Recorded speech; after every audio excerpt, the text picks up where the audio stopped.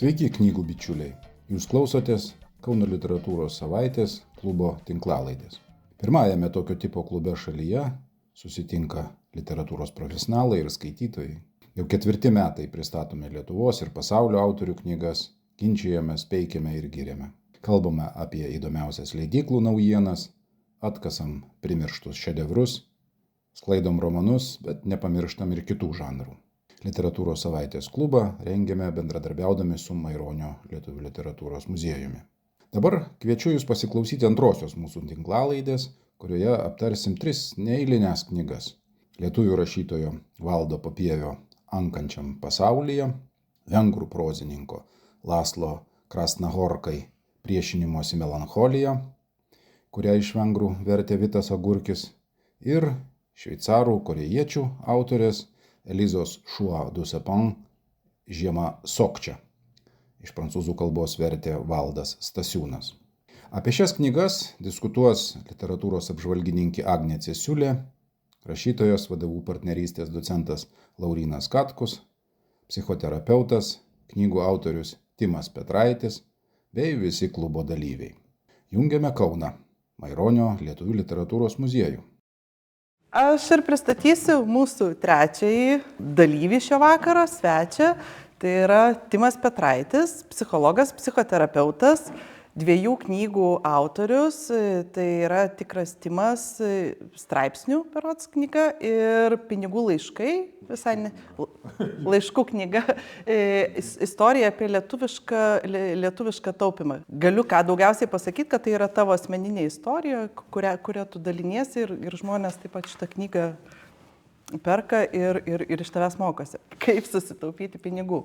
Iš tikrųjų, tai mes susipažinome būtent per rašymą ir daugiau mes pradėjome bendrauti būtent knygų klube, nes Timas buvo įkūręs tokį uždarą knygų klubą, mes 4 susitikdavom beveik kas mėnesį, turbūt aptarinėdavom knygas ir būdavo labai įdomu ir smagu. Be to, kad dalyvavai mūsų tame klube, kaip suprantu, turi dar ir dabar knygų klubą ir turi tokį iššūkį perskaityti per metus kažkiek puslapių, kur irgi jau kelinti metai tai vyksta. Tai gal tu galėtum papasakoti ir apie tą iššūkį ir apie tą knygų klubą ir kaip tu apskritai su literatūra, koks tavo glaudus ryšys. Aš tai galvoju, pabajaruoti truputį, kad mane pakvietė, nes šį kartą buvo plonesnių knygų, nes mane ne kartą bandė kviesti ir aš kai sužinodavau, kiek ir ko reiks skaityti, sakydavau, tada kažkaip tiesiog atsisakydavau. O šį kartą ir to laiko buvo, ir žiūriu, tos knygos, ypač tos kraštinės, plonesnės, tai sutikau. Jo, daugiau su knygų klubais, tai man tenka dalyvauti ir kaip pranešėjui. Vyksta tokia, kas 2 metus dabar bibliotekininkai organizuoja tokią biblioterapijos konferenciją, žodžiu, ir ten kviečia psichikos sveikatos specialistus, tai čia mane, ir patys pasisako, žodžiu, ir ten teko girdėti vieną pranešimą apie knygų klubus ir tada su tuometinė žmona kažkaip sakom, reikia kurti. Ir įkūrėm, žodžiu, ir Agnė dalyvavo. Ir paskui išsiskyrėm su ta žmona, žodžiu, ir po to aš galvoju, kaip čia tokią inventorizaciją padariau, kas ten gero toj santuokoj buvo, galvoju, bet knygų klubas tai buvo gerai, žodžiu, reikia tą kažkaip atgaivinti. Ir aš tada įkūriau turbūt pirmą Lietuvoje, nežinau ar Europoje, vyrų knygų klubą, žodžiu, nes aš buvau užpykęs ant moterų, kaip čia ir ant vienos konkrečios, ir tiesiog ant visų moterų, tai įkūriau tik vyrų knygų klubą, jisai visai gyvavo kažkaip, keletą metų tie vyrai ten keisdavos, žodžiu, bet pavyko jų rasti tokių skaitančių ir galiausiai tas pyktis atlėgo ir dabar jau yra toksai moterų ir vyrų knygų klubas, dabar taip vadinasi, žodžiu, yra 2 moteris, 2 vyrai ir skaitom tas knygas. Tai čia ta istorija, o su skaitimo tais iššūkiais, tai čia daug aš nenoriu plėstis, bet žodžiu, kai mokiausi mokykloje, man lietuvių kalbą dėstė to aktoriaus Giniočio mama, žodžiu, keistuolio to Giniočio, reiškia jo mama. Ir jinai mums duodavo tos sąrašus vasarai, kur, nežinau, ir jūs gal ten esat gavę mokyklose, ne, kad ten 20-30 tų knygų, žodžiu, ir varyk ten, nu, ta prasme, pliusiuką pasidėk, kai perskaitai, apžvalgėlę ir citatų išrašyk. Ir mane kažkaip pagavo toks sportinis interesas aplenkti klasės pirmūnės. Žodžiu, aš radau su kuo lenktyniauti ir aš vienais metais tikrai aplenkiau, tikrai atsimenu kažkaip, kad aplenkiau. Ir man kažkaip nusėdo tas ir užsifiksavo, kad daug knygų perskaityti yra kietai. Nu kažkaip taip kažkoks toks keistas dalykas. Taip aš galvoju, nedaugeliui gal vyrų taip yra, čia Lietuvoje ar kažkur, o man kažkaip taip yra.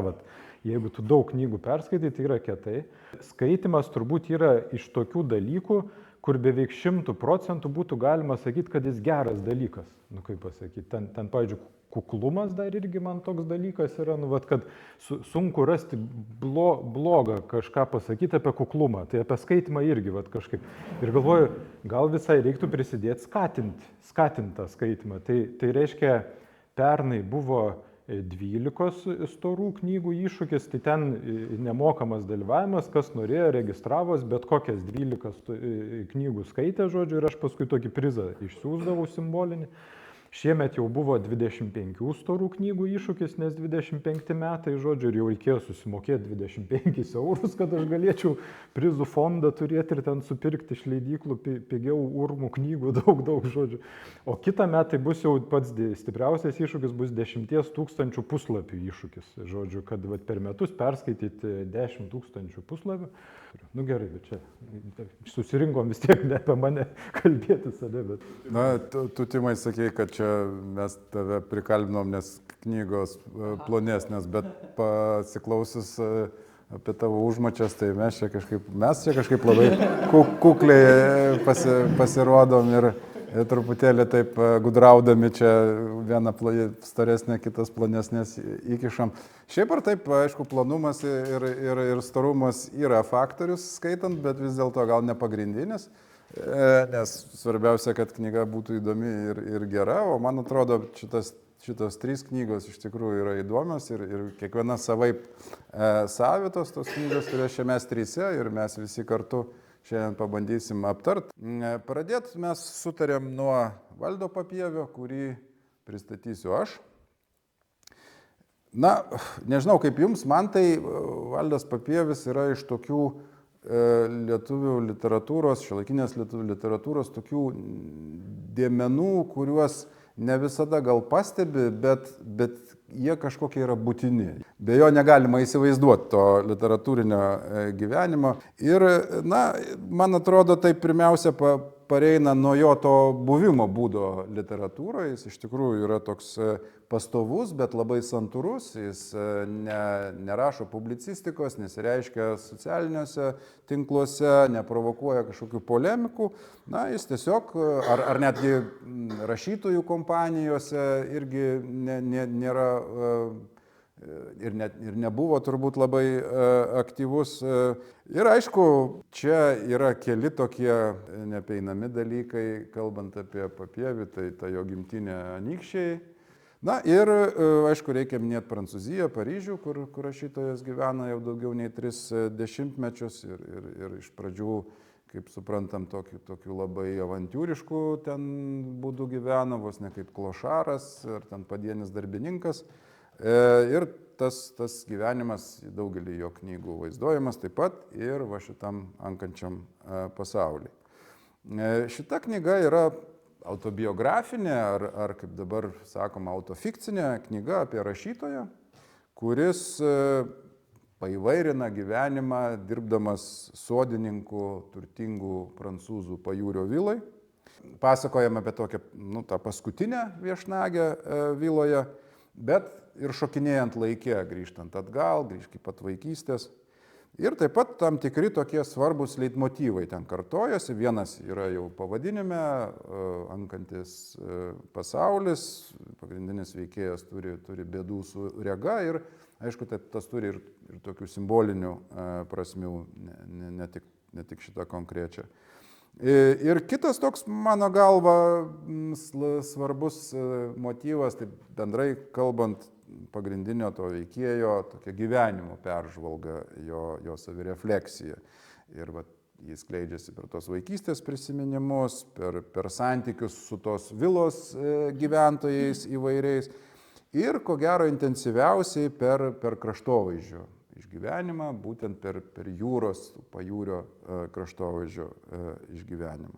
Aš gal padrikiau taip, kai skaičiau, aš labai daug galvojau, viena iš temų ir tematikų tai buvo jautraus žmogaus egzistencija mūsiškam pasauliui kažkokiam, ar kaip pasakyti, kaip būti su jautrumu, žodžiu, kai pasaulis kartais tikrai toks nejautrus kažkaip. Ir jisai labai gražiai iš vaikystės tą fragmentą vis pateikdavo, kad jam ar tai mokytoja, ar logopedė, dabar tiksliai neatsimenu kas, bet sakydavo, kad nieko vaikeli užauksi ir ta tavo oda nujautrės kažkaip. Ir iš tikrųjų, ir mes, kaip tie terapeutai, mes tokį net istorijėlę turim apie asiliuką ir krokodilus, aš jums ją gal papasakosiu, nes nedaug pasirašiau, tai bent tą istoriją užimsiu erdvę. Žodžiu, yra tokia istorija, kad asiliukas, jisai ruošiasi eiti mokyklą iš darželio ir labai bijo eiti mokyklą, nes ten krūva krokodilų. Reiškia, ten jau asiliukų nebėra, ten visi krokodilai tokie su tokia randuota ir surambėjusią odą, žodžiu, ir guodžiasi kažkaip nuėjo ten ar pasišminčių kažkokį kaimo, sako, tai ką man daryti, sako, aš bijau eiti į mokyklą, nes ten vieni krokodilai, žodžiu. Ir išminčių sako, sako, čia labai paprasta, sako, tu, kai bus vidurnaktis, pilnatis, žodžiu, sako, užlipki tokį kalną čia, kur prie mūsų to kaimelio yra ir tada rasi tą savo atsakymą, žodžiu. Ir asiliukas paklausė, padėkojo, ten sulaukė tos pilnaties, ten išsirašė vienas į tą lipimą ir ten tas kalnas buvo apaugęs tokiais tankumynais, brūzgynais, jis ten brovėsi, ten tie tankumynai ten braižė jam tą kailį, žodžiu, viską, ten kraujas bėgo, bet jis nepasidavė, užlipo. O ten tokia plynė, ten jau nei medžių, nei krūmų, nieko, žodžiu, tik tas mėnulis, žodžiu. Ir tas asiliukas tik žiūri, jokio išminčiaus, nieko nėra tenais, žodžiu, tik jis, tas mėnulis ir tas užlipimas. Ir staiga jisai pažiūri į tą savo kailį kažkaip ir mato, kad jis jau krokodilas. Bet papievis, jis visgi netapo krokodilu. Ir dar to labiau tokį net įdomų žodį tam randa tas intrus, toks intrus vis ten pavartoja. Kažkaip ir aš jau kai pasiėmiau skaityti, jau tam galiniam viršelį buvo tas intrus paminėtas, galvoju, kas čia tas intrus ir pats Valdas, reiškia, mini tą intrus toks. Ir man pirma asociacija tai nuo tokio intrusive, tas angliškas, toks įsibraunantis, įsiveržiantis, bet jis turi visai kažkokią kitą reikšmę, reiškia, kad nuo introvertas, kad reiškia, ir tas jautrumas, jisai, kaip jeigu taip net kažkiek psichologizuot, bet taip labai paprastai fizikiškai, jeigu aš super jautrus, tai aš negaliu būti arti, kaip pasakyti, nes tada iš karto viskas labai stipriai jaučiasi. Tai vienas iš būdų, kaip spręsti tą dilemą, tai yra atsitraukinėti. Kaip pasakyti, jeigu aš labai jautrus ir atsitrauksiu kažkaip, tai tada ta vibracija, jinai tokia švelnesnė mane pasieks. Žodžiu, vien tas atstumas jau švelnins kažkaip. Tai aš daug galvojau, kad irgi, reiškia, ta knyga, jinai gali būti tokia atsitraukimo knyga, žiūrėjimo iš toliau arba kažkokio tokio, kitokio žiūrėjimo, ką turbūt turi kiekvienas rašytojas, žodžiu, kažkaip taip.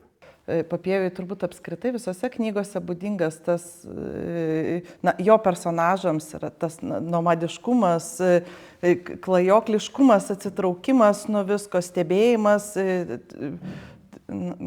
santykio galbūt labiau su kokia gamta ar gyvūnų ieškojimas, negu kad su žmogumi, tas toks apskritai santykio trapumas. Ir šitoj knygoje taip pat tai yra ir netgi gal labai stipriai. Ir, nežinau, visų pirma, tai aš galvoju, kad man, pavyzdžiui, knygos yra tokios vienos, kurias aš skaitau protu, tiesiog skaitai ir supranti, o kitas knygas aš skaitau ir jaučiu. Ir tada mano protas, tiesiog ilsisi, būna arba prieštarauja, labai priešinasi, nes nori suprast, bet geriau tada jam duoti ilsėtis ir jeigu aš bandysiu protu paimti šitą knygą, perskaityti protu, tai man būtų turbūt sudėtinga. Ir aš tiesiog leidžiu savo ją skaityti, jausti, nežinau, man panašiai, tarkim, su Kajoko dienoraščiais, kai tu skaitai ir tiesiog jauti. Arba su iš naujesnių dar taip pat su Mariaus Buroko seismografu, kur lyg ir nieko neišspręsta, kažkokių tai nieko neprašyta per daug, nėra kažkokių didelių mąstymų, kažkokių didelių sprendimų, bet tai, kad tu jauti svarbiau net už patį siužetą ar kažkokį tai, nežinau, virsmą personažo, kuris kaip ir turėtų būti, ar ne, knygoje. Kita vertus, man šita knyga asmeniškai labai yra artima, tai labai apie mano dalykus, tai yra apie laukinius paplūdimius, apie važiavimą traukiniu, apie rūkimą perone, kur negalima rūkyti, apie tą tokį bodėjimąsi, kažkokia tai prabangia, snobinė kažkokia tai aplinka, noras tas beprotiškas atsitraukti, aš turbūt irgi iš tų, kur asiliukas ir lieka galiausiai. Nors iš kitos pusės ten yra tokia savotiška ir tokio savęs apgailėjimo ar kažkokio tokios nostalgijos, tai bet kokiu atveju, bet ir tokio, tarsi bandymo peržvelgiant tą savo gyvenimą, pasižiūrėti vis dėlto, kiek aš pasikeičiau, o kas liko, ar net ant tą psichologija, psichiatrė sako, štai tau užauksta oda ir po to jis tarsi tyria, kiek čia aš jau, ar vis dėlto likau toks pats kaip vaikystėje, o gal kažkiek ir pasikeičiau. Ir turbūt vienas iš tokių motyvų, kurie gal išorėje ir netiesiogiai siejasi su pasikeitimais ar branda ar kažkokiu judėjimu į priekį, bet man tai taip požeminiais tokiais ryšiais tas susisieja, tai yra tas jo buvimas vis dėlto rašytoju. Ir nors tas personažas tikrai yra toks, labai paprastas žmogus ir matyti klajoklis be turto, be prisirišimo, vis dėlto vienas dalykas ten vis sugrįžta tokiu motyvu, kad štai jis yra parašęs knygą ir jinai išleista yra prancūziškai ir tie, tokie labai pasiturintys, savo ten greitinėlė, tokia, gali suprasti, prancūzų, kurie renkasi, jie irgi žino ir yra skaitę tą knygą ir ar nori jie ten skaityti. Ten tokia kaip ir toks siužetas truputėlį, siužetėlis apie tai išeina. Ar jums taip pat atrodo, ar vis dėlto čia, manot, kad šalutinis šitas dalykas? Gal ir ne šalutinis, man atrodo, kad jisai dar ir tenai vis save bando girdamas pamenkinti, tai jeigu čia vieną knygą išleidęs skaitaisi jau rašytojui, tai gal tada šiek tiek aš ir rašytojas. Ir kita vertus, ne jisai prisistato kaip rašytojų, bet jį vis, kažkaip iš jo kalbos ten atpažįsta, tai irgi tas turbūt noras būti atpažintam kaip rašytojui. Man įdomi ta vieta, kaip jeigu fantazuot, kad jisai rašo knygą ir niekieno netrukdomas, Valdas prisėda ir rašo knygą, žodžiu, ir tada galvoja, ką į tą knygą įdėti, ir tada kodėl jis net mes nežinom, ar jisai buvo ar nebuvo realybėje tas fragmentas, kad ar tikrai Figaro spausdino ar ne kažkaip tą straipsnį, čia galėtume patikrinti, bet ar kažkas atsiliepia apie tą straipsnį ir kaip tas jį paveikia, ir tada jisai priima sprendimą visgi tą įdėti į knygą, ar ne, kaip siužeto kažkokį tokį vingį. Ir jis įdomus, man tai kaip tokiam truputį ir narcizui, ir kur visada ta vertė įdomu gyvenime, žodžiu, bet reiškia, yra kažkas apie tą socialinę hierarchiją, ar ne, kad jisai lyg toks paprastas darbininkas, ten padeda prižiūrėti tą prabangę vilą tokią, ar ne, ir kartu mes sužinom, kad tas paprastas darbininkas, jisai rašytojas ir jis turi, reiškia, ne tai, kad ten, atsiprašau už rusų kalbą, samizdatą kažkokį išleidęs, ar ne, kad ten pats ten kažką, bet žodžiu, toks rašytojas, kurį apžvelgia Figaro, ar ne, kažkaip ir tada labai viskas tada taip sudėtingėja, žodžiu. Bet ar čia mes tie dideli, kurie prie pinigo kažkaip, ar čia jau dabar tu tas didelis, kuris reiškia, vieną knygą, bet tokią išleidai. Tai šiaip įdomus tas vingis. Ten dar yra toks vienas irgi gana svarbus toks siužeto posūkis susijęs su to gaisru, ar ne? Man to gaisro būtų pilnai pakakę, reiškia, nes jisai į pabaigą jau, ar ne, knygos, ir jis tikrai taip kažkaip ir dramatiškai aprašytas. Nu, kažkaip labai matai tą visą gaisrą ir paskui Valdas dar vieną stiprų įvykį beveik iškart po to prideda ir ten jau toks, va, aš kažkaip labai pasimečiau, galvoju, kam? Kam to dar vieno kažkokio ir net kai galvojau, va, kaip jį aptart, galvoju, gal jei iš tikrųjų čia ir iš gyvenimo paimtas, ne fikcijos dalykas, tas antras įvykis, tai galvoju, gal čia jau kažkaip gyvenimas pernelyg į tą fikciją įsiveržė ir net truputį pagadino tą fikciją, nu kaip pasakyti, tokį, kur galėjo vat sustoti ir ties to gaisru kažkaip ir sustoti, žodžiu, tai man taip. Vat. Man tai kaip tik labai patiko ta tokia dviguba žiedinė kompozicija, arba, ne spiralė, ten sakyti, ne spiralė, jinai kitaip, o ten toks apsisuka žiedas ir tada dar kartą apsisuka žiedas viso to pasakojimo, bet man atrodo, kad čia yra tęsiama tai, kas buvo prieš tai toje knygoje Eko, apie kurią čia jisai ir rašo, netiesiogiai, bet kad apie šunį ir kad spausdinta prancūziškai ir straipsnis, taip jinai išversta ir jinai buvo, iš tikrųjų, aš dabar negaliu pasakyti, ar tame ar kitame, bet tikrai buvo prestižinėme žurnale straipsnis apie tą Eko. Ir ten yra tas katastrofos ir gaisro momentas. Tai čia netgi jau tada trigubo žiedo kompozicija, toks žaidimas literatūrinis, bet ir vaizduotės gale, nes toje knygoje irgi buvo taip, kad jisai sugalvojo dalyko, paskui jisai vyko apie tą gaisrą katedros Paryžiaus, kad jisai pirmą jį aprašė, o paskui jisai vyko ir jisai sako, kaip čia nutiko, kad aš aprašiau ir įvyko katastrofa. Ir čia, man atrodo, kad čia yra apie tą įvykį. Man tai priešingai, man atrodo, kad Papievis yra šitoj knygoje, kaip ir beje daugumoje kitų, stipriausias tose vis dėlto savo tokiuose vietose, kur nieko nevyksta, kur to siužeto nėra. Ir ten, tarkim, tie puslapiai, kuris klajoja palei jūrą ir plaukėja to jūro, ir po to ten su tais sakiniais tenais išeina, iš tikrųjų yra toks labai stiprus gamtos išgyvenimas, labai toks poetiškas, metaforiškas gamtos išgyvenimas. Ir dar man kas pasirodė, žiūrint jau, lyginant irgi su ankstesniais kūriniais, tai vis dėlto daug skaidresnė kalba. Dar toj pačioj Brydėj ir kituose ten yra tiek tokių ypatingų žodelių, ar iš tarmės atėjusių, ar iš žodyno paimtų, kad tikrai vos neskaitai kaip kokius senovinius lietuvių raštus, turi ten vis pasižiūrėti, ką čia tas galėtų reikšti. O čia iš tikrųjų tokia, ir tokia gana skaidri, lengva, nors ir atpažįstamai papieviška kalba. Taip. Aš vienoje knygos pradžioje buvo, cituoju, pasirodė toks žodis. Ir aš galvoju, tai kaip čia nepasidaigojo?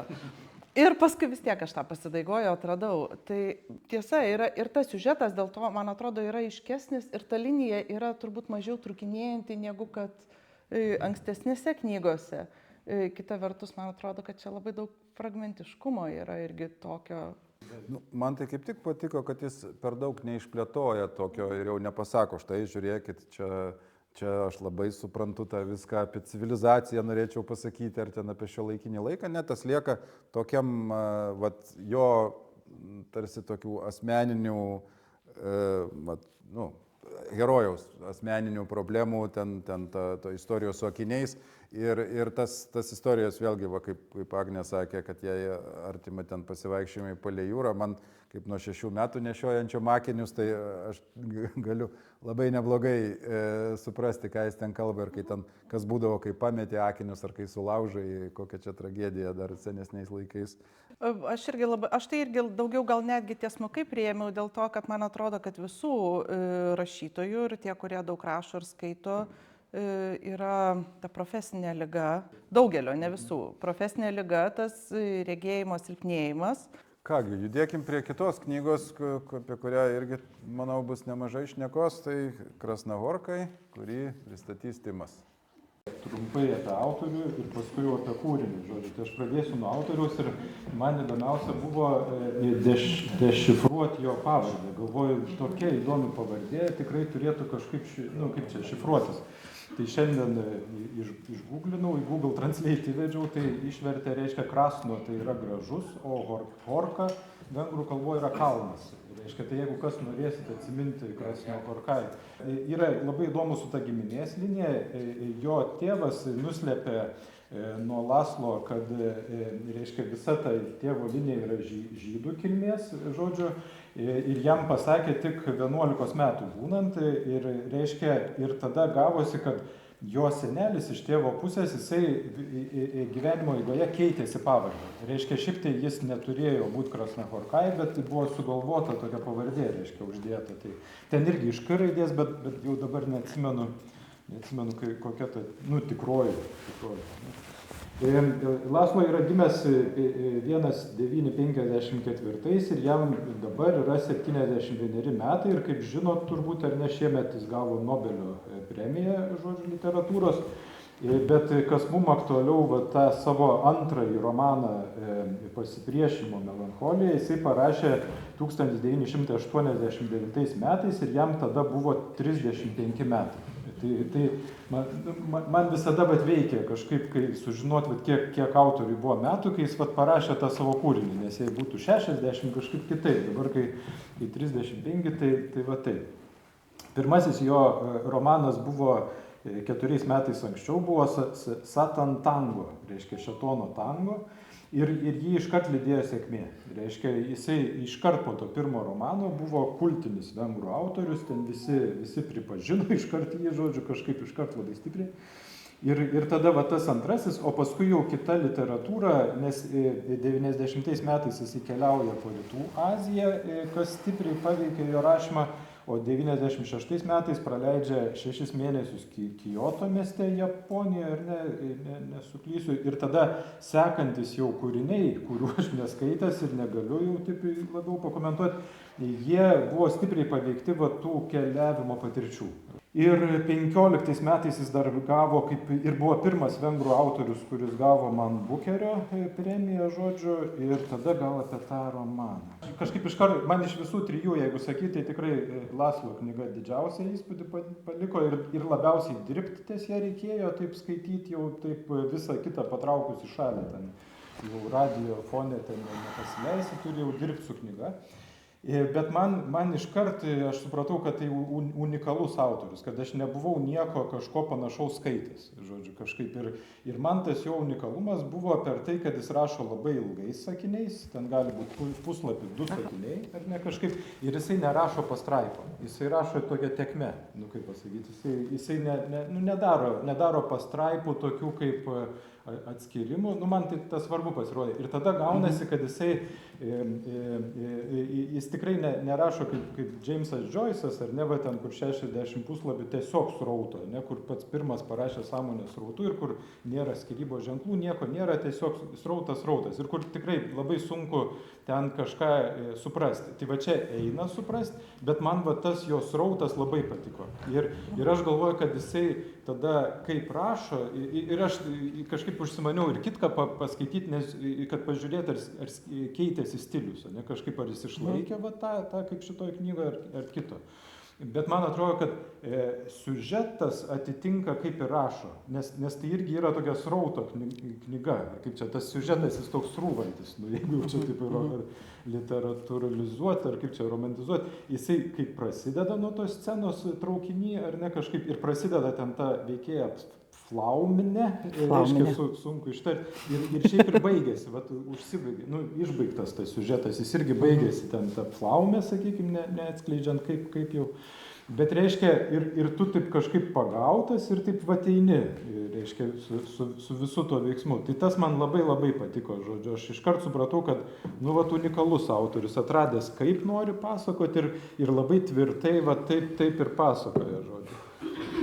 Taip, tą pasakiau. Ir tada man pati ta knyga, tai buvo, reiškia, nebuvo knyga apie tą banginį, nors aš irgi galvojau, gal čia banginio simbolika, nes ten, atsitempia tas cirkas tokį didelį banginį ir filme ten yra truputį ten uodega tą parodo, bet man pačiam tai ta knyga buvo apie tamsią chaoso pusę, aš kažkaip taip galvojau, nes yra, jeigu psichologiškai ten toks mano vienas kolega ir mokytojas, žodžiu, yra labai gražiai sakęs, kad tvarka yra mirtis, chaosas yra gyvybė. Ne, vat kažkaip tai visi pedantai, jie ką daro, arba tie, kas mėgsta tvarkytis, jie marina. Ne, vat, žodžiu, įvesdami tvarką mes slopinam, marinam, kaip čia, vat, kažkaip taip. Ir tada chaosas, jis turi šviesią pusę, jisai toks vat, burbuliuoja viskas. Ne, vat, gali ten vat, iš diskusijų daug kas gimti. Ne. Bet šita knyga, jinai atskleidžia ir tą tamsę, tokią šešėlinę chaoso pusę, tokią nemalonę chaoso pusę, vat, kur gal geriau aš namie pasidėsiu, ne, jeigu ten kažkokios riaušės čia. Dar aš galvau, jeigu man truputį atsakinėt, vat, kas čia kam priešinasi, mane labai paliko įspūdį pati pabaiga, kur jisai aprašo, nu čia jau atskleisiu, jisai aprašo kūno mirtį, ne, vat kažkaip, nu kad, kaip kūno irimą, taip, vat kaip numiršta ir kaip jisai yra, bet tokiam labai detaliam biologiniam lygmenį. Taip, chemijos ar biologijos ar fizikos, ne, ir aš ir niekur nebuvau radęs, kad kas va taip paprašytų kūno mirtį.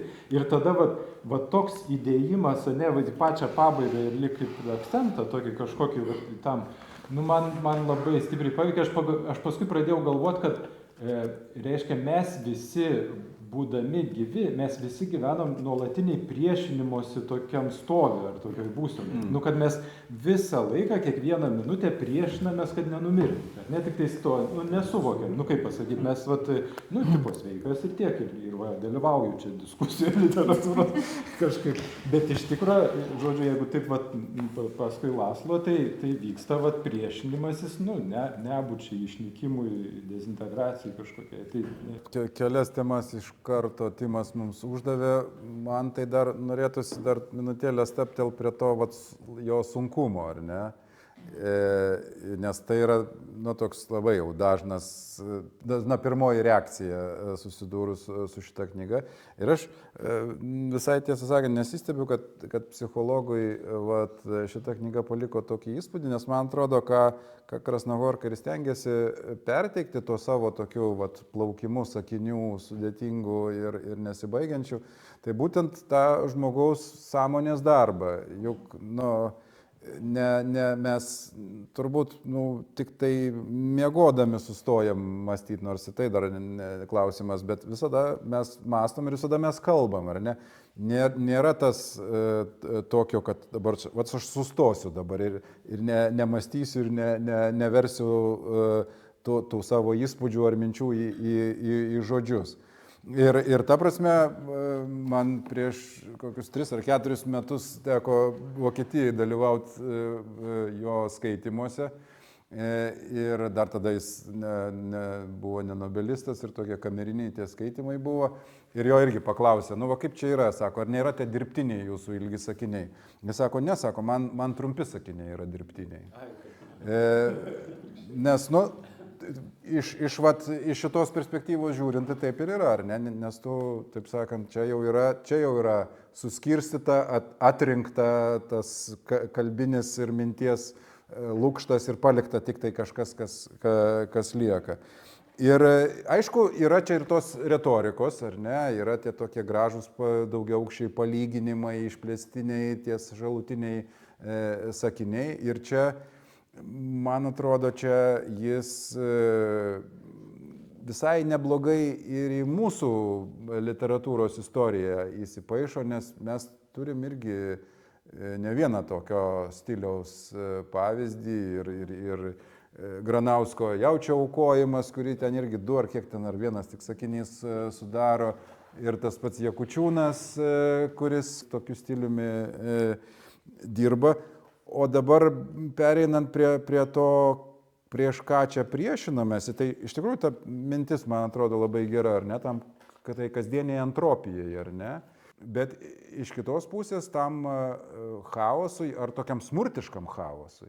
Ir čia turbūt ta tokia viena iš tokių, sakyčiau, nu, tokių pamatinių, gal tokių, sakytumėm, filosofinių minčių apie tą, nu, tuos, kaip ten, kas sakė, trolius, kurie gyvena kiekvieno širdį, ar ne, ir kurie nežinia, kada gali prasiveršti tiek atskiram žmogui, tiek visoje visuomenėje.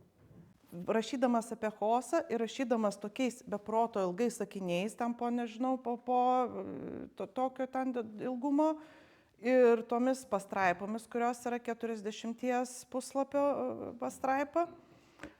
Jisai sugeba tą visą mintį 40 puslapių, nes pastraipa tai yra, aš taip suprantu, viena mintis. Jisai sugeba tą vieną mintį išlaikyti labai labai ir tvarkingai.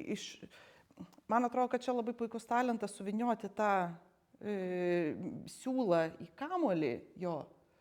Bet tik tai aš nežinau, ar kiekvienas skaitytojas yra pajėgus lygiai taip pat jį tvarkingai išvinioti ir nesusipainiojus. Man asmeniškai yra labai, aš esu įpratusi, nenutraukti vidury pastraipos skaitimo. Tai arba tu skaitai iki skyriaus galo, iki pastraipos galo, kada. Čia pastraipa yra 40 puslapių. Reiškia, aš tos 40 puslapių turiu visiškai neišblaškyti savo koncentruoto dėmesio ir visą šitą, nes jeigu aš tik tai truputį kažką paleidžiu, aš turiu grįžti atgal. Jisai tiesiog verčia skaitytoją ir ta kova, kas prieš ką kovoja, tai visų pirma, tai aš pati kovojau su savimi, skaitydama tą knygą, kad nes grįžti atgal nebenoriu, nes vėl reiks iš naujo ir labai sunku iki kurios vietos grįžti. Iki kažkurio nuo sakinio, bet tie visi, net ir ne tik tai, kad tie ilgi sakiniai, bet ir plaukia po kablelio, iš kablelio, bet tai yra tiesiog ilgas tas siūlas. Aš daug kartų susipainiau ir aš su savimi kovojau šitą knygą skaitydama, tai man šitas buvo dalykas turbūt svarbus. Kitas dalykas buvo toks momentas, kad aš pradėjau jaustis, lyg skaityčiau Herkaus Kunčiaus romaną, kur irgi yra sakiniai galbūt tenai netokie, bet tas smurto, purvo, to tokio sarkazmo ir ironijos, visą šitą blogį, chaosą aprašyti neva kažkaip smagiai ir juokingai, irgi kažkas tai yra panašaus. Ir mane tai irgi labai smarkiai vargino nuo viso šito tamsos, juodumo ir man tai yra didžiausia kova su savimi šitoje knygoje. Man atrodo, čia dar reiktų neužmiršti, apie kokį istorinį laiką yra rašoma. Ne viena detalė aiškiai rodo, kad čia yra toks 80-iniai metai, vėlyvo socializmo laikas. Aš buvau paauglys 80-iniais metais, bet neblogai prisimenu tą atmosferą ir man atrodo, jinai gana taip stipriai ir autentiškai perteikta ir maža to dar susisieja ir su daugeliu kitų tuo metu parašytų romanų, kad ir, tarkim, Gavelio Vilniaus pokerių, ar ne?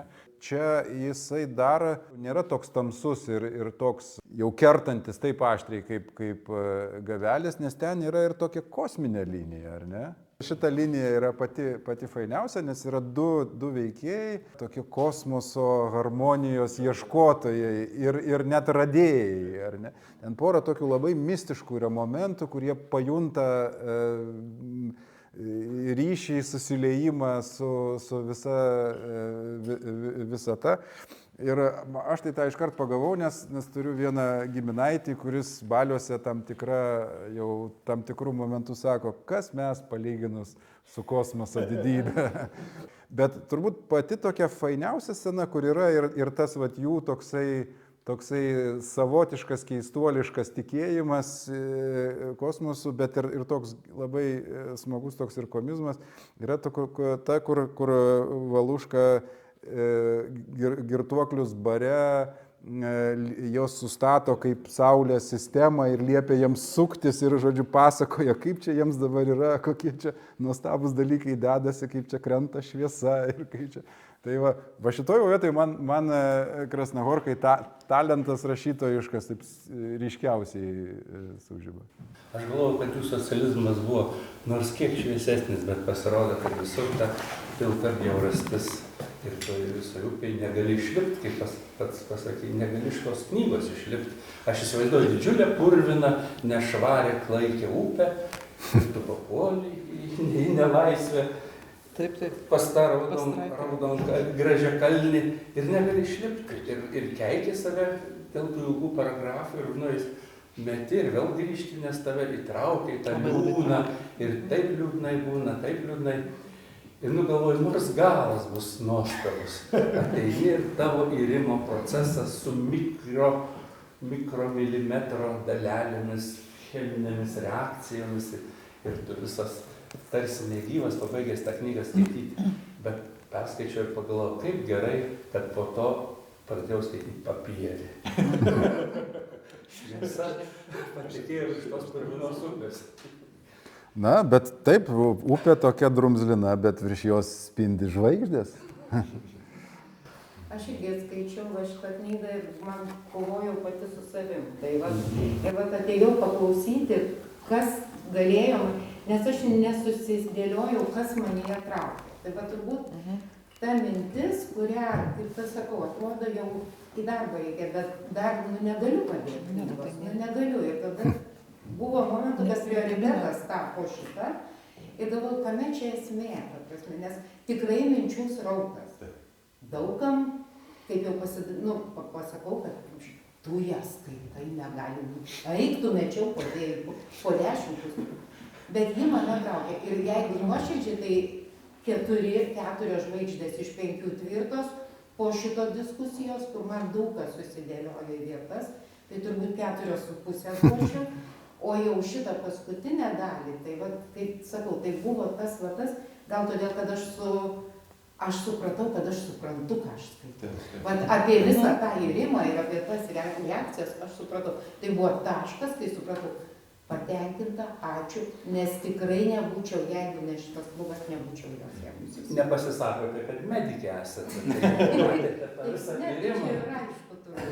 Ne, bet ir iš tikrųjų, kad skaitai ir jos tos mintis, nors ir sakau, eina viena iš kitos, viena po kitos, bet jos nėra neaiškios, nes viskas yra aišku ir viskas yra įdomu ir viskas yra susiję.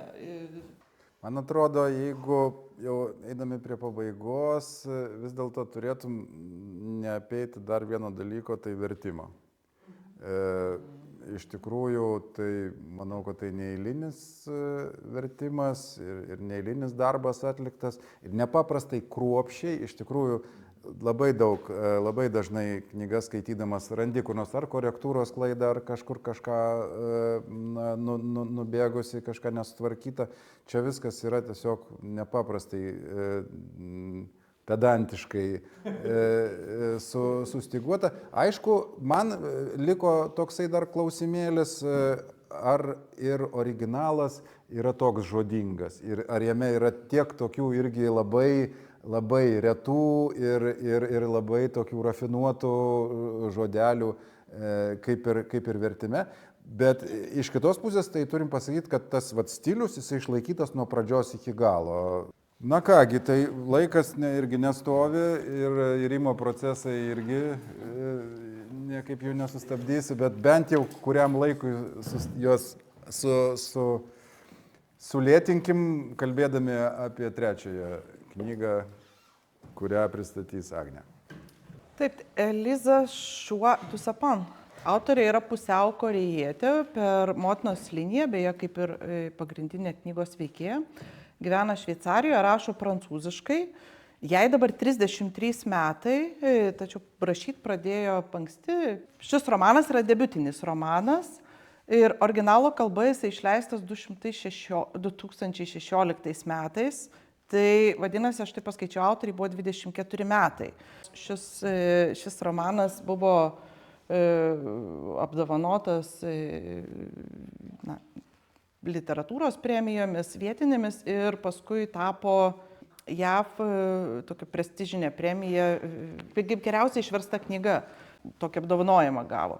Apie 30 turbūt, į 30 kalbų ar daugiau yra išversta šita knyga ir tapusi tokia populiari ir pagal ją ir filmas taip pat yra pastatytas tuo pačiu pavadinimu Žiema Sokčia. Apie pačią knygą, tai trumpai toksai siužetas, veiksmas vyksta Pietų Korėjos šiaurėje, tai šalia šiaurės esančiame kurortiniame miestelyje Sokče. Tai pagrindinė veikėja dirba tokiam nedideliam viešbutyje ar svečių namuose.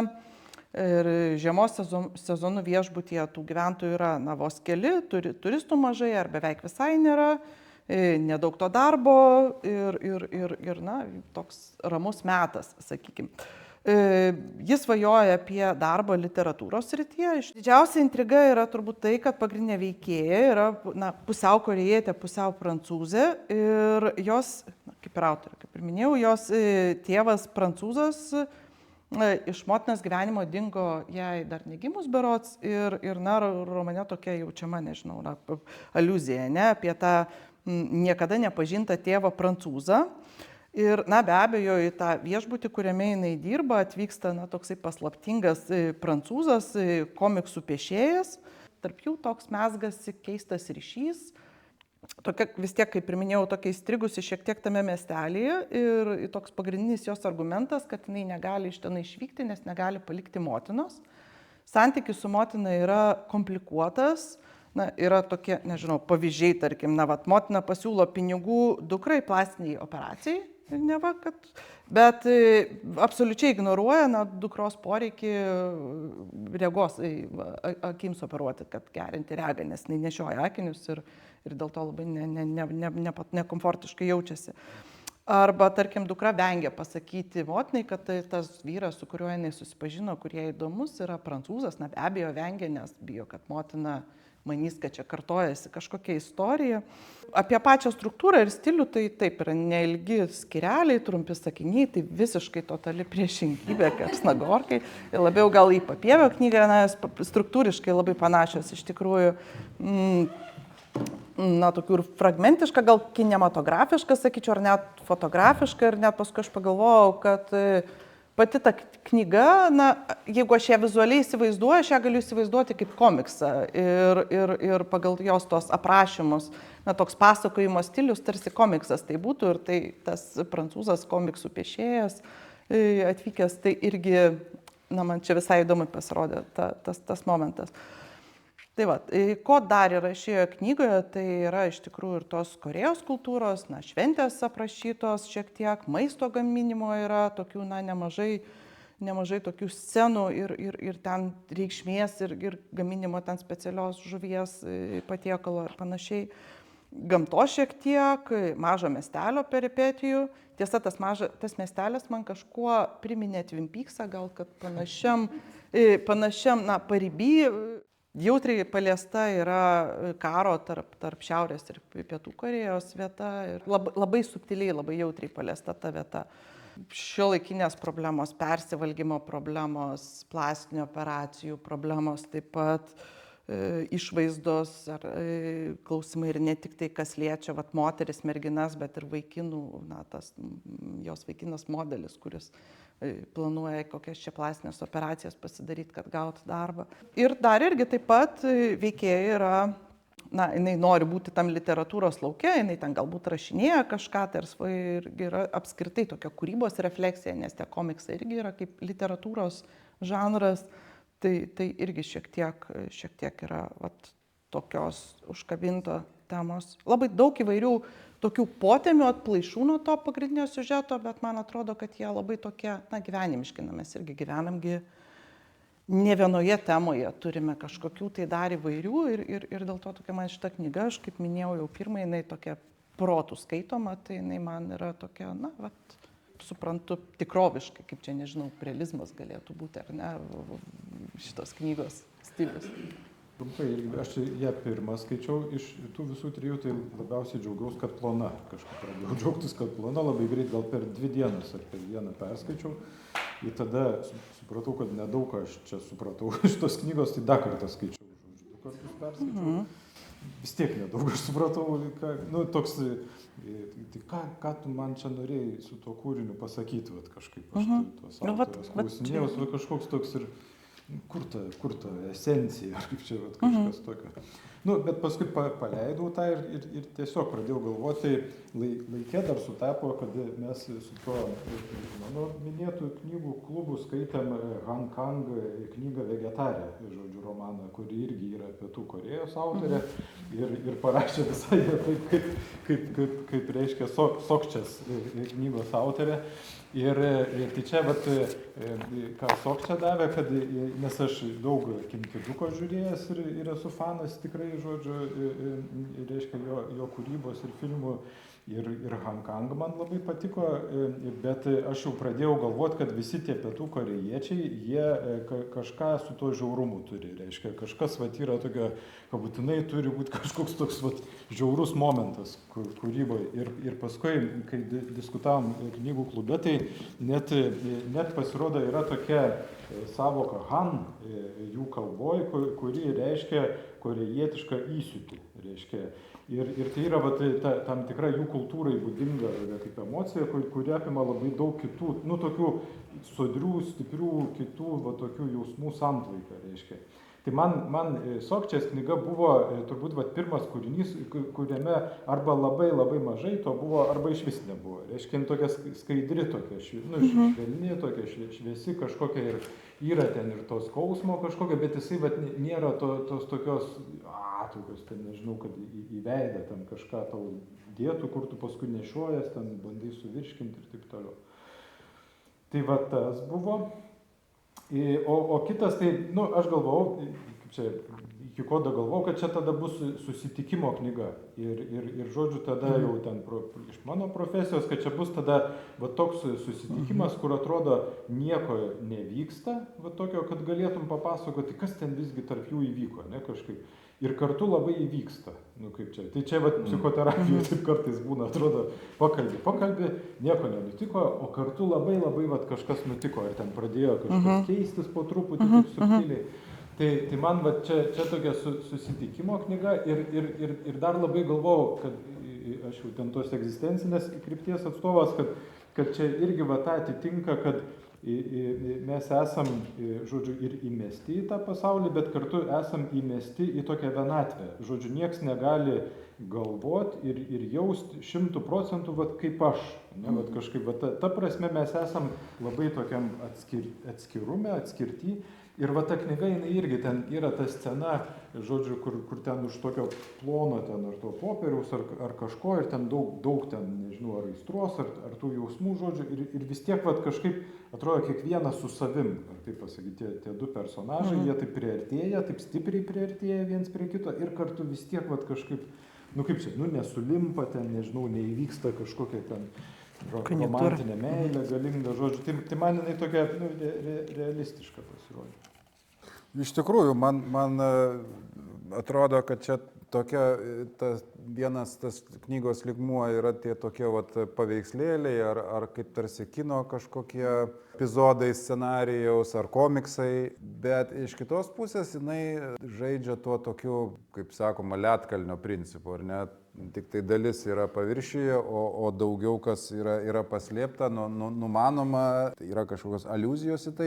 Ir man atrodo, tos pagrindinės aliuzijos yra apie tas šiuolaikinės visuomenės, pirmiausia, Korėjos, aišku, bet turbūt ne tik jos, tokius paradoksus ir aporijas. Vienas, ką jau minėjot, labai daug vietos maistui skiriama, ar ne? Yra ten nuolatos vis gaminama kas nors, ten vis naujas patiekalas, vis bandomas ten užsisakomas ir panašiai, bet valgyt yra negalima, nes reikia prisižiūrėti, o jeigu truputį daugiau pavalgai, tada kankina sąžinė, kad štai čia per daug, tada sustoja skrandis ir taip toliau. Viena tokia aporija. Kitas tas paradoksas, tos buvimo visą laiką su kažkuo, bet ir vienam. Tos protagonistės ir jos to Džūno istorija tarsi yra kartu, bet yra ir visiškai atskirai. Ar ne vien tik tai dėl seksualinių dalykų ten jiems, ar šiaip dėl to, kad, taip turi būti, ar ne, turi būti pora. Tas grožis, bet dėl jo reikia labai kentėti, daryti plastinės operacijas ir ten viena yra personažė, kuri ten visą žiemą tokiam kaip tremtyje turbūt praleidžia tam viešbutyje, kad niekas jos nematytų, nes jin pasidariusi didelę plastinę operaciją ir visą apsibintavusi ir galų gale mes sužinom, kad dar ir po viso to laiko jin dar nėra ten išgyjusi ir to grožio ten nėra pas ją, nors darytasi tas operacija būtent dėl grožio. Ir čia, aš manau, kai kam gal tai yra egzotika tokia, žinot, Korėja yra dabar viena iš tokių didžiausių madų popkultūroje, bet kai kam, ko gero, ir realybė. Pats kaip psichologas gali geriau pasakyti, ar ne, tokie dalykai yra ir Yra ir mūsų visuomeniai, mūsų šalyje. Bet man va klausimas yra, man rodos toks gana lietuviškas klausimas, kur čia autorė yra, kokia jos pozicija. Jis viską vaizduoja aiškiai ir su detalėm, taip sakant, neviniodama į vatą, bet ar jinai kritiškai žiūri į va, tą tokią visuomenės ir žmogaus būklę, ar pritarė? Aš supratau, kad kritiškai tie tai veikėjai, kaip minėjau, svarbiau, jinai nenori darytis plastinės operacijos ir vat kelia savo tos klausimus, tai man motinai, tai ką aš tau negraži ar kažkas ir vat man jai, kaip ir svarbiau, aš taip suprantu, būtent tas sveikatos dalykas yra ir tas persivalgymas, aš pastebėjau, kad jinai su motina persivalgo visą laiką. Mano supratimu, tai jinai kritikuoja tą besaikingumą, plastinės operacijos ar ne baimių maisto, gal va taip? Aš sutikčiau, man irgi toks įspūdis kyla, bet man vat, tas ir imponavo, kad jinai kažkokio moralo neuždeda. Vat žiūrėkit, reikia vat, elgtis taip kažkaip kitaip, čia reikia grįžti į gamtą, valgyti tik cepelinus ar dar ką nors. Čia jokai. Bet jei 24 metai, kai jinai tai rašo, tai aš galvoju, kad autorė, jeigu yra tokio amžiaus, jinai sugeba taip brandžiai parodyti ir neiškelti to savo, nežinau, jaunatviško į kažkokio idealizmo. Iš kitos pusės tai labai šitoj knygoje, nors autorė, kaip sakyta, yra pusiau prancūzė ir pagrindinė herojė yra pusiau prancūzė. Gal čia atsakymas į tai, kodėl čia nėra tokio, va, kaip tu sakai, korėjietiško tokio polinkio į smurtą ir jo vaizdavimą. Vis dėlto, lyginant kad ir su Papieviu, jinai daug santūresnė yra, nors vaizdavimo būdas panašus, pirmas asmuo ir tarsi jo emocijos, jo vidaus išgyvenimai, problemos, jinai daug mažiau ką išsako negu Papievis savo romane. Ir man susidaro toks įspūdis, kad čia apskritai galbūt yra toksai rytietiško ar tolimųjų rytų, kaip čia pasakyti, kultūros toksai bruožas. Kiek esu skaitęs ir Taivano ir kitų. Ir tarkim, filmas, į kurį man šitas romanas būtų panašiausias, tai turbūt būtų tas In the Mood for Love. Ar ne? Kur abudu herojai, jie abudu jaučia trauką, bet jie yra tokie korektiški ir tokie susitvardantis, kad galų gale dėl to jie negali sueiti ir išsiskiria. Man šičia irgi labai ryškus tas tokios savitvardos ir korektiškumo ir tokio, netgi gal savotiško ir kažkokio maištavimo, ar net noros maištauti, nebuvimas. Aš dar tą visą tėvo liniją, kažkaip, nes tas komiksų piešėjas, jis vyresnis, tikrai vyresnis jau toks amštelės, čia toks jų amžiai. Ir tokia dar mintį galvojau, iki diskusijos nebuvau to pagalvojęs, kad ta tuštuma užkabino, kad 2 kartus skaičiau, vis tiek man tuščia kažkoks tuštumos jausmas, kad lyg kažko neradau ar kažko negavau toje knygoje. Ir tada pagalvojau, kad galvoju, jeigu autorė tą sugalvojo ir padarė, tai čia iš vis jau genialu. Ta prasme, kad tai galėjo būti ta tėvo tuštumos knyga irgi. Kažkaip, žodžiu, kaip jinai reiškia, heroja, tai to savo tėvo nepažinau, čia kažkoks panašus tipas, bet ten ir ta romantinė meilė. Ir tada perskaitai ir galbūt tą kažkaip pajauti irgi, kad apie kažkokį trūkumą gal parašė žmogus, kaip parašyti apie kažką, kas nenutiko, kaip pasakyti, čia irgi kažkoks toks tėvystė nenutiko, bet sakau, čia dabar jau labai įdomu jos paklausti, taip tos autorės, ar čia buvai. Tai šitą dalyką galėsi pats padaryti, nes jie atvažiuoja į mūsų festivalį gegužę, taip kad kviečiame visus. Beje, ar pastebėjot, kad ir pas Papievį, ir pas Dusapang veiksmas vyksta kurorte, bet tokiu nekurortiniu metu? O ir vieno ir kito liūdesys, o šitoje pavadinimas melancholija. Aš visą laiką galvoju apie žanrą, ar čia komiksai, nes tai tušti puslapiai, kur tarsi kažkokio vaizdinio norisi, bet paskui jūs vis savoką sakėt, labai realistiškas, iš tikrųjų tos Korėjos yra labai daug ir maisto ir viską. Man gal tada viena scena, kur jinai ruošia tą patiekalą, kur galima lengvai. Ir aš galvoju, tai gal tam jau paduosina jie, ar ten kažkas įvyks, bet vyksta. Tai man toj vietoj su to patiekalu pritrūko, kad kažkas įvyktų gal, bet Neišsipildymas. Man atrodo labai poetiška ta knyga. Iš tikrųjų ir tos, iš tikrųjų kaip poezijoje, ar ne, kad daug tuščios vietos lape yra, tai man atrodo, kad ką Laurynas užsiminė, kad kaip ledkalnis tik išlindę, tai čia va tas užsiminta apie kažką, bet neįvyksta iki galo. Tai yra labai daug realizmo ir tos visuomenės ir kokios ten nuotaikos sklando pietų šiaurės Korėja ir istorijos, bet ir labai tokia poetiška, gal dėl to, kad ta žiema ir tuštuma ir miestas tuščias ir viešbutis tuščias ir dušai ten pas vieną, pas kitą kažkaip tuščia. Tai man atrodo pakankamai poetiška, ne tik.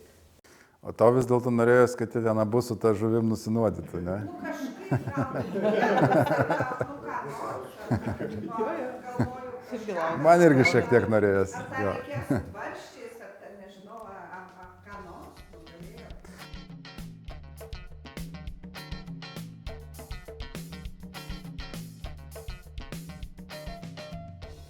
Mėly klausytojai, čia buvo Literatūros savaitės klubo tinklalaidė.